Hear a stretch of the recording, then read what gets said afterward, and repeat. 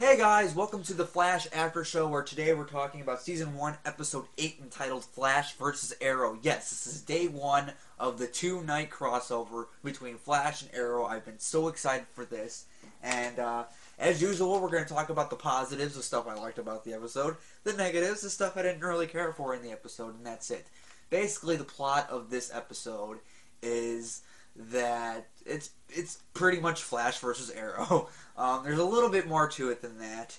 Um, but let's just jump right into the positives and negatives here. Alright, so the positives. Eddie wants to catch the Flash. Now, I like this because, as you guys know, and I kind of talked about this a little bit more in last week's episode, I do not like the character of Eddie all that much. I never have. But the fact that he's trying to catch the Flash, and he doesn't like him, which he hasn't really liked him for a little bit now, but the fact that he's actually trying to set up a team, a task force to take down the Flash, I'm like, all right, his character got a little bit more interesting. It's giving him more to do as opposed to just being Iris's boyfriend and Joe's partner. It's getting to be more than that now, and I don't know. Who knows? I may end up liking the character soon. We'll have to see. There's a moment at the beginning of the episode where Wells is talking about hate and aggression, and then automatically Cisco does his Yoda impression. That was a cool little moment. I just had to I had to throw that in there. um, so Barry goes to stop this guy they're calling the Prism, and who is basically he can control people's rage, I guess. He just looks at him directly in the eye, and all of a sudden that person goes into a rage and starts going batshit crazy. To me, it's kind of like Flash's version of Mirakuru, I guess. That's what it reminded me of. It reminded me a lot of a metahuman version of Mirakuru. But Barry tries to stop him, and then Oliver just shows up and saves the day. And Oliver just looks at Barry and goes, "Nice mask." That was an awesome moment. Arrow's on the Flash. And then Diggle's reaction when he sees how fast Barry is. Barry comes running to where Diggle and Felicity are, and Diggle's just got his jaw dropping, like his jaw literally drops, and he's just sitting there quiet for a few minutes, and he's like, "You're fast," and he's like, "They didn't tell you," and it's basically like, well, seeing is believing, well. Okay, it's like he heard the guy was fast, but he didn't believe how fast until he saw it in person. And he starts asking all these questions like, what else do you think he's so fast at? I'm like, whoa, Diggle there, buddy. Captain Boomerang is the reason for the Arrow team being in Central City. They're like, we're investigating this case. Someone got murdered with this boomerang, and we're hoping we kind of led us here, basically. And I like the Captain Boomerang. We've seen him at the end of last week's episode, and we know that he's going to be the villain in the Arrow side of the crossover, so it's glad to see that Captain Boomerang is responsible for Arrow going over to Central City. So yeah, Captain Boomerang is going to be a big deal. Felicity taking her shirt off. Little moment. She runs back with Barry to the Star Labs, and he went too fast, and her clothes started. Were they gonna catch on fire? But she starts taking her shirt off, and she's like, "I'm so glad I decided not to go braless today." I'm like, Felicity took her shirt off. The fact that Wells and Joe don't trust the Arrow. They're like, "Look, he's killed people before." Barry goes, "No, he's a hero," and they go, "No, you're a hero. He's murdered people, and we just don't trust him." I like the fact that there are going to be people on the Flash team who don't trust the Arrow. Just because Barry trusts him doesn't mean that everybody else is going to. So I like that. I like that we're a couple people on the Arrow team who don't trust Oliver. I mean, they don't know he's Oliver, but there's a moment where Barry and Oliver are talking, and Oliver gives his opinion about nicknaming all their villains. And he's like, look, nicknaming your villains is a little silly. And then Barry has a comeback, is like, okay, do you want to talk about it over coffee with the Huntress and Deathstroke? I'm like, damn! That was a nice comeback there, Barry. He was really quick on that. Then there's the whole training thing with arrows. Oliver is going to train Flash by shooting arrows at him, and that was great.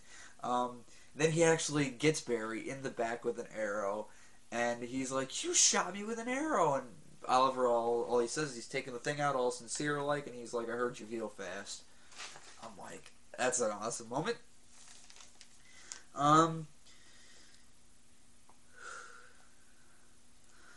So we knew that Flash.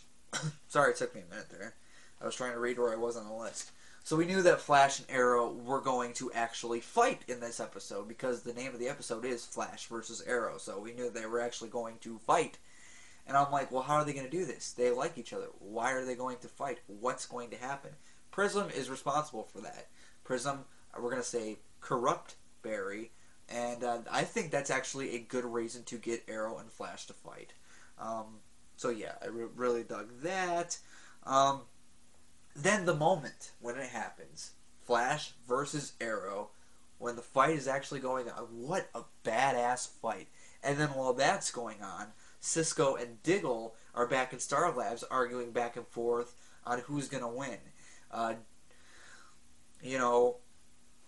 Cisco goes, well, Barry has superpowers, and Diggle goes, yeah, but Oliver is a skilled archer. It's just kind of those going back and forth. So while Flash and Arrow are fighting, Diggle and Cisco are kind of having a fight of their own. That was pretty cool. And then Cisco basically saying, well, we'll just call it a tie at the end. Then the fact that Felicity asks Caitlin to find a blood sample to basically find out who killed Sarah, who killed the Canary. I thought that was cool. They're getting Caitlin involved in the investigation. So we're going to be hearing from her on Arrow. So that was awesome. Oliver knows by the end of the episode, after meeting Dr. Wells, he's like, there's something not right with that guy. I'm like, okay, even Oliver can tell there's something not right with that guy. I don't know how anyone else can't see that, but I like the fact that Oliver noticed it. And then there's a moment where Oliver is talking to this girl, and I'm looking at her, I'm like, I recognize this girl from something. And you find out they're old friends, and then it hits you, like after maybe about 15 seconds of the conversation, if that, you know what I mean. As soon as you recognize that face, you're gonna be like, that's the chick who was pregnant with Oliver's kid in season 2. That was paid off by Moira to tell Oliver that she lost the baby. So, and then Oliver's walking out, he's like, hey, good to see you, all that stuff. He walks away, she gets on the phone, she goes, hey, I'll be home in a little bit, sweetie. And as soon as she said that, I knew. And then she follows that up with the next line, Mommy will be home soon. Or like, Mommy's getting your hot chocolate or whatever. And I probably got those two lines backed up, but there's like Sweetie in the first line, then Mommy in the next line. And yes, it's confirming that Oliver's child is in Central City. So I can't wait to see that play out on Arrow. Who knows? It might play out in The Flash first before it goes to Arrow. Who knows what could happen at this point? Then at the end of the episode, we see Firestorm, played by Robbie Amell. Stephen Amell's cousin. Yes, Oliver Queen's cousin. Is playing Ronnie, who we saw in flashbacks and stuff of The Flash. Well, he's actually Firestorm, and we actually got to see him caught on fire. That was pretty badass. The negatives.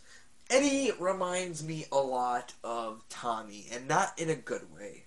Tommy from Arrow, from season 1 of Arrow anyway, he reminds me of Tommy, but not in a good way. He finds out that Iris has been seeing the Flash, and they're having conversations up on like the roof and stuff, and like Tommy from season 1 of Arrow, he gets pissed. He's like, why are you talking to him? I'm like, well, that's kind of, even though it's the same writers and the same creators and everything, it's just, I'm like, that's very Tommy-like. I wish you would have went with a different approach there, but whatever. Then I don't know why, I have this possibility. Could Dr. Wells, I was thinking about this, could Dr. Wells be on Robert Queen's list? That, Oliver's dad, that left him that list, and that he had in season 1, and I'm sure they'll go back to it at some point. But the possibility, could Wells be on that list? I don't like the idea. I'm like, well, why? Why would he be on that list? If Robert Queen knew something about Dr. Wells, before all this happened, he should have said something. I don't know. I didn't like the fact that there's a possibility that Wells could be on Robert Queen's list. He might not even be on the list. I don't know. Then Iris, again, like Eddie was like Tommy from season 1 of Arrow. Iris is becoming like Laurel from season 1 of Arrow. And I liked Laurel in season 1 of Arrow, but the whole fact that she's going, look, stay away from me. Because, we kind of hurt her in that fight that he had with Arrow, and she's basically, so Eddie is now like Tommy from season 1 of Arrow, and Iris is starting to become like Laurel from season 1 of Arrow, and I liked season 1 Arrow. So guys, what did you guys think of the day 1 of the Flash Arrow crossover? Let me know down below. Season 1 episode 8, Flash versus Arrow. Yeah, that's all I can say for today. See you guys in the next video.